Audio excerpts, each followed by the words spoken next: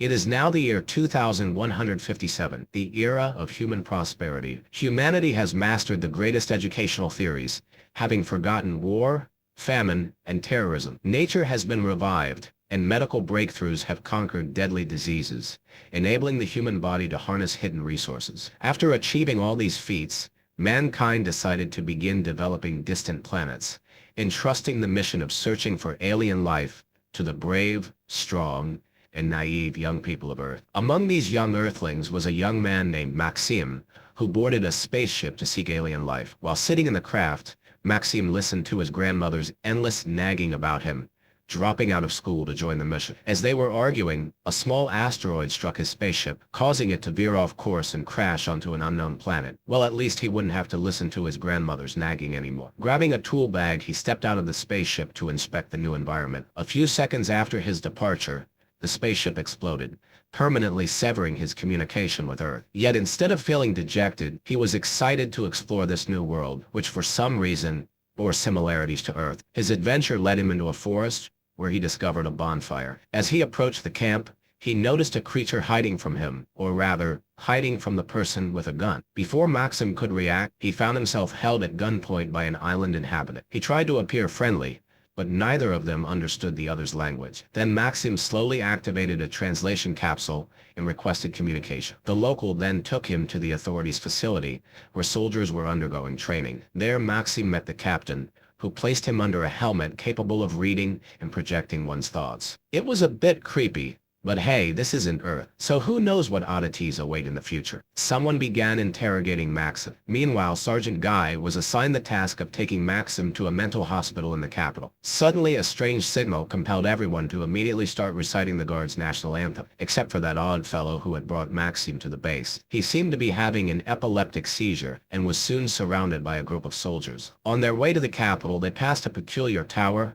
which Guy explained was designed to protect them from enemy attacks and save them from death. But just then, the bottom of the tower exploded and crashed onto their vehicle. I thought he had said that thing was meant to save them from death, not to try to kill them. Many were injured and some passengers managed to escape. Meanwhile, Maxim helped Guy extricate himself from the wreck. After that, both left the damaged vehicle. As all the injured sought safety, chaos broke out. Maxim discovered that the unrest was the work of the rebels, commonly known as the Fallen, who happened to be the mortal enemies of the national authorities. With their vehicle out of commission, the group had no choice but to walk to the capital. Meanwhile, St. L, a powerful figure in the government, had heard about the newcomers in the capital and summoned one of his aides, Funk, to bring Maxim to the department. Guy dropped Maxim off and then left the building. Soon Funk appeared, ended Maxim's test, and ordered that a superior be sent to retrieve the boy. At the same time, the Saint received a report that a barbarian had been kidnapped by Stry. He then demanded that all information about the barbarian be gathered and reported to. As Funk drove through the city with Maxim, the time for activating the tower was drawing near. The Saint prepared himself by entering a bathtub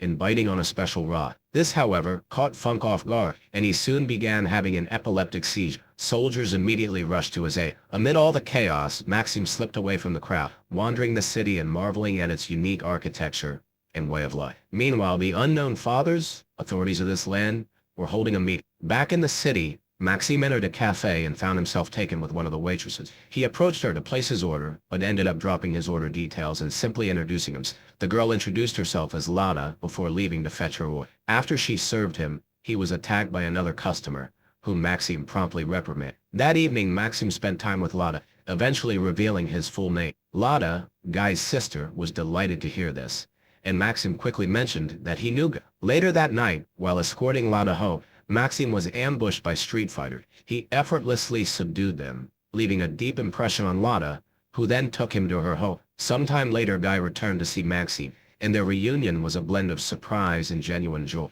As they greeted one another, Maxim's interest in their planet grew, prompting him to ask more questions. It was clear that Lada, Guy, and others in the capital had all been influenced by propaganda and misinformation. During their evening conversation, Lada shared her belief that their world lacked the beauty of stars, sky, and space. In contrast, Guy inadvertently spread distorted political views, educating Maxim about their planet called Solak and referring to the ruling group as the Homeland. This government was a military dictatorship composed of mysterious figures known as the Unknown Father. As Maxim processed all this, he began to realize that the rebels might not be entirely honest either. He suspected they too were hiding the truth, much like the oppressive government. Perhaps their goal was to exploit the mind-controlling tower. If they managed to control it, he claimed, then no one would truly know what the Unknown Fathers were, for they had ended the war with the help of that very tower. Ultimately, Guy convinced Maxime to join the Guard. The next day, Sergeant Guy recommended Maxime to the Guards, and their captain agreed to accept,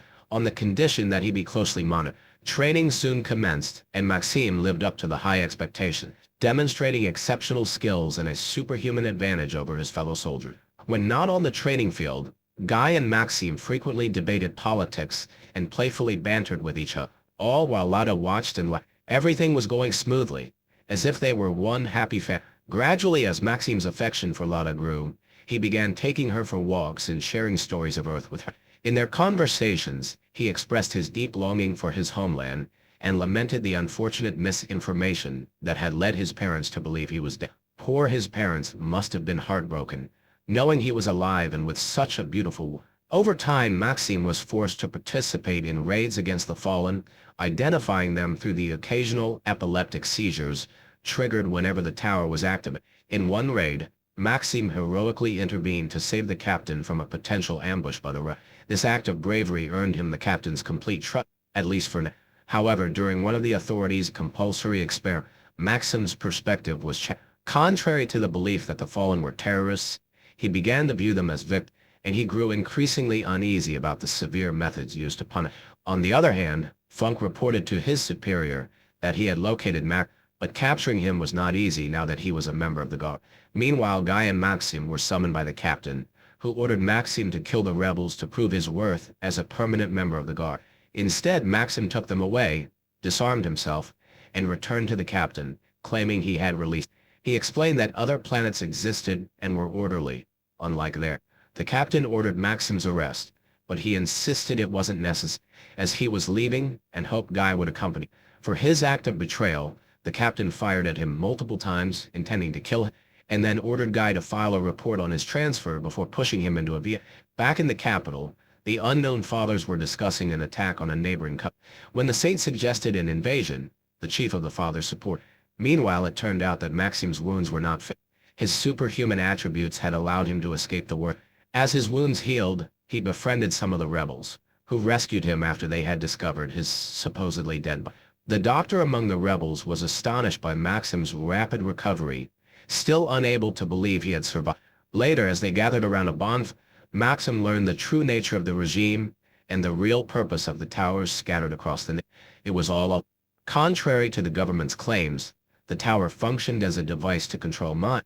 It emitted a special radiation to ensure that people remained loyal to the ruler. Most experienced two intense bouts of patriotism each. However, some, known as the Fall, were resistant to this brainwash, though they endured much pain and surprisingly, even the Unknown Fathers were considered false, much like how Funk and the Saint had previously suffered epileptic seizures. Maxime confirmed that both the rebels and the government were hiding the each hoping to exploit it if they could gain control. The rebels then accepted Maxime as one of their own, and involved him in an operation organized by the Saint through intermediate. Under Maxime's leadership, their plan to sabotage the tower proceeded smoothly. Unfortunately, the entire rebel squad was wiped out in the process. What a leader Maxime turned out to be. In any case, after the incident, Maxime sought refuge at Lada's home, where he was warmly welcomed. He revealed everything he had discovered, everything about the rebels and the Unknown Fathers. However, Guy felt conflicted, concluding that Maxime would eventually take Lada back to Earth, settle down, and start a family. Just then, the guards raided the apartment and arrested Maxime. He was sent to prison, where he met Zeb, the strange man he had encountered after his first crash in the forest, as well as other prisoners who knew him. Maxime told them about the operation that had led him there, and how he had lost all the rebels who had once stood by him. Zeb introduced himself to Maxime but found everything he said hard to believe. He was well aware that no matter what actions were taken, the Unknown Fathers and their followers were always one step ahead. Meanwhile, Stride went to see the Saint to inquire about Maxime's whereabouts. The Saint told him that Maxime was a spy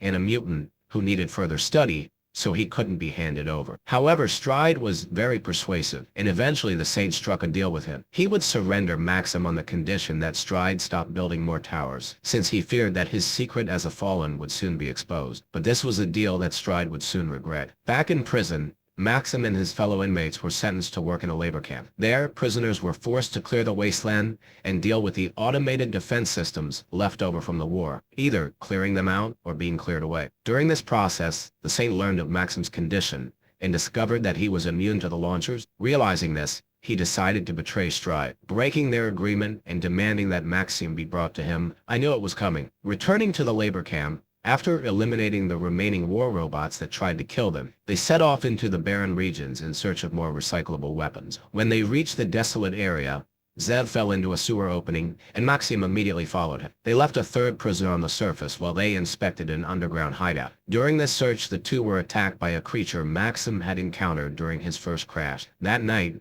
despite Zev's objections, Maxim released the creature, but by the time Zev woke up, it was long gone. The next morning, as they continued their journey, Maxim tried to explain to Zev why they shouldn't attack the tower from the center instead of one by one. Zev grew angry, warning him to be cautious because the tower was activated twice a day. Its dreaded radiation prevented clear thinking, while effectively brainwashing people. Zev also oddly mentioned that there were mutants in the south, immune to the radiation as well, but who wanted nothing to do with their own kind. Could this mean there were other humans like Maxim on this planet? Just then, they were attacked by a mechanized tank. Maxim charged at it and, by disabling its automatic control system, took control of it. Zev shared a small meal with him. After taking a bite, Maxim informed his fellow prisoner that he was heading south. Zev warned him that it wouldn't be easy, but Maxim assured him he could handle it. Before leaving, Maxim asked why they hadn't revealed the truth about the tower to others. Another prisoner explained that those at the center believed they were using the towers for their own purposes, but in truth, they were used for survival. After that,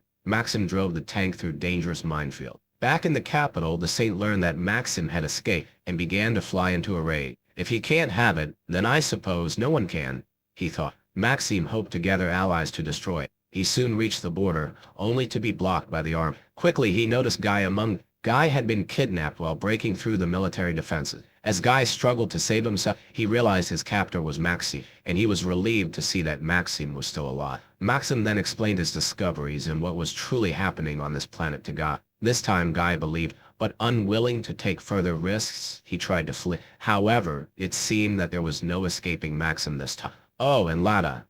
She was still waiting for Guy and Maxim to come home. Subscribe for more videos like this, turn on notifications,